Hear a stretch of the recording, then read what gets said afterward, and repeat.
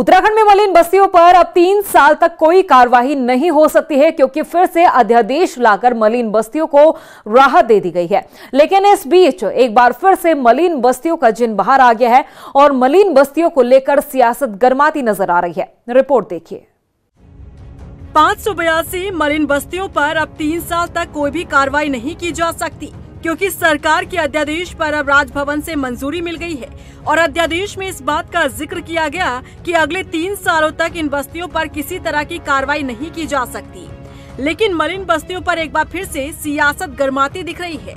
उत्तराखंड में देहरादून सहित मलिन बस्तियों में लगभग 12 लाख से ज्यादा लोग रहते हैं।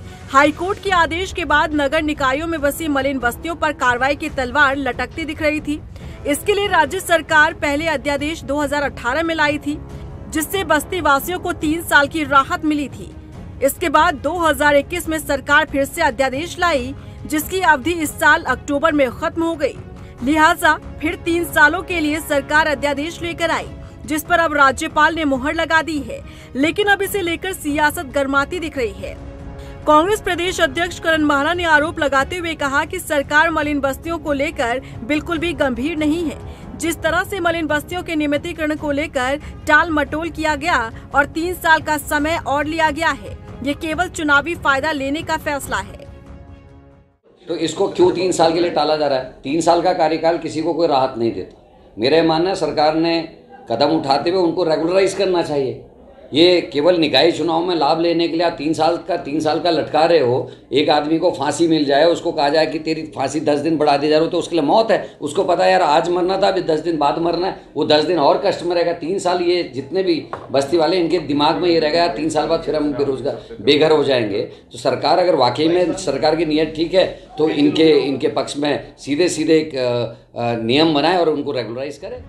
वहीं कांग्रेस प्रदेश अध्यक्ष के बयान पर पलटवार करते हुए बीजेपी प्रवक्ता विपिन कैंथोला ने कहा कि मलिन बस्तियों पर वोट बैंक की राजनीति करना कांग्रेस की फितरत है। पहले कांग्रेस ये बताए कि उन्होंने अपने कार्यकाल में मलिन बस्तियों के लिए क्या किया।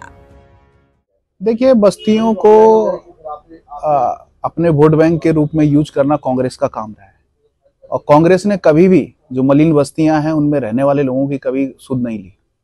आपको याद होगा कि भारतीय जनता पार्टी 2017 में भी मलिन बस्तियों के रेगुलाइजेशन के लिए अध्यादेश लेके आई थी। अभी भी उस अध्यादेश को आगे बढ़ाने का काम हमारी सरकार ने किया है।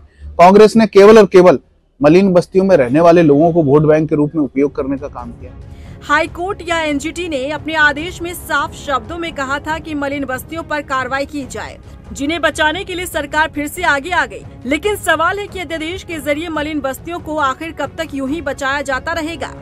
आखिर नियमितीकरण को लेकर सरकार कब फैसला लेगी? पिछले दिनों सुनवाई में एनजीटी ने सर्वे के आदेश दिए थे, जिसमें ये बात सामने आई थी कि मलिन बस्तियों में बने ज्यादातर घर फ्लड जोन में बने हैं। लिहाजा अगर किसी समय नदी में बाढ़ की स्थिति पैदा होती है तो भारी नुकसान झेलना पड़ सकता है। रफ्तार मीडिया के लिए देहरादून से सुशांत सिंह की रिपोर्ट।